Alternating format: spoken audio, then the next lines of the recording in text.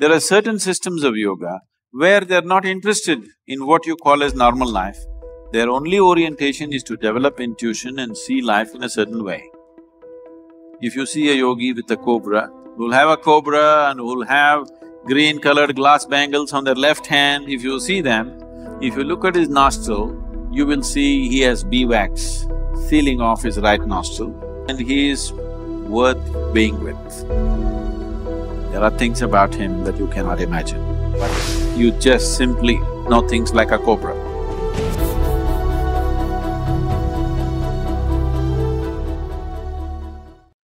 Intuition is not perception. Intuition is just a different dimension of computing. Same information, logically 1, 2, 3, 4, 5 steps, intuition talk 1 step. That's all it is. So how to develop intuition? There are various methods. The Shambhavi, mahamudra that you do definitely enhances one's intuition, but don't try to consciously enhance that because you will go about doing guesswork. Guesswork is not intuition. Intuition means you just know, clearly know, that you can bank your life on it. Guesswork will lead you to lot of confusion. Oh, I have a gut feeling. There are some people, always their gut is saying something because of bad food, I think. So, there are specific methods to develop intuitiveness. There are certain systems of yoga which are totally left-oriented. Here, the yoga that you learn with me in a program like this, we want to bring a balance between the right and left because you want to live a normal life. There are certain systems of yoga where they're not interested in what you call as normal life. Their only orientation is to develop intuition and see life in a certain way. What they do is they take beeswax and close off the right nostril. 12 years, 1 solar cycle, 12.25 years, they block off the right nostril and you will see the logical mind will almost die.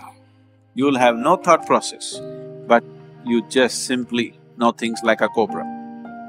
See, if you handle a snake, especially a cobra, it is so perceptive. The reason why you see a cobra next to Shiva is because every yogi carried a snake at one time. In the Middle Eastern culture, particularly the Christian mysticism, they show people carrying a snake-like stick. Because they couldn't get cobras in Middle East, they created a stick or they found a natural stick which looks like a cobra and they tried to use it. But in India, yogis always carried a live cobra because its perception is phenomenal. A cobra which is here in Chamundi Hill, if there is going to be an earthquake in California, not happening, it is going to be, nothing has started, no Richter scale is saying anything, but this cobra will already start behaving in a different way.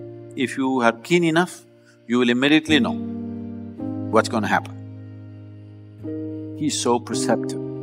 The earth's intentions, he knows, not the happenings, intentions, he already knows. That's the reason why you see Shiva is carrying cobra here, a reptile, a crawly creature, he should have kept it down at least. He carries it here because Shiva is making a statement, you are as good as me. He has 3 eyes, everything possible he's seeing, but he is telling, the cobra is as good as me. If you worship me, you have to worship him because he's as good as me, he sees as much as I see. So that's why the cobra became very significant. If you see a yogi with a cobra, not me. There are other kinds who are freaky.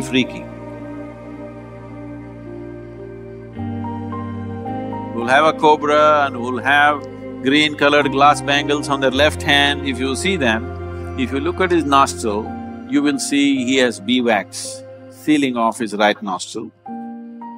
If you see that he doesn't have a beeswax, that means he is past his 12 and a quarter year solar cycle and he is worth being with. There are things about him that you cannot imagine. So, you cannot go that way. What you can do is, the simple practice of Shambavi definitely opens up that dimension. But before you go into intuition, it's very important the logical dimension of your life is properly established. Otherwise, every fool who can't think straight will think he's intuitive. Yes, first establish the logical dimension of your life perfectly clear, then explore intuitiveness, it'll be fabulous. But without establishing logic, you try to walk into intuitiveness, you'll just go into a world of confusion.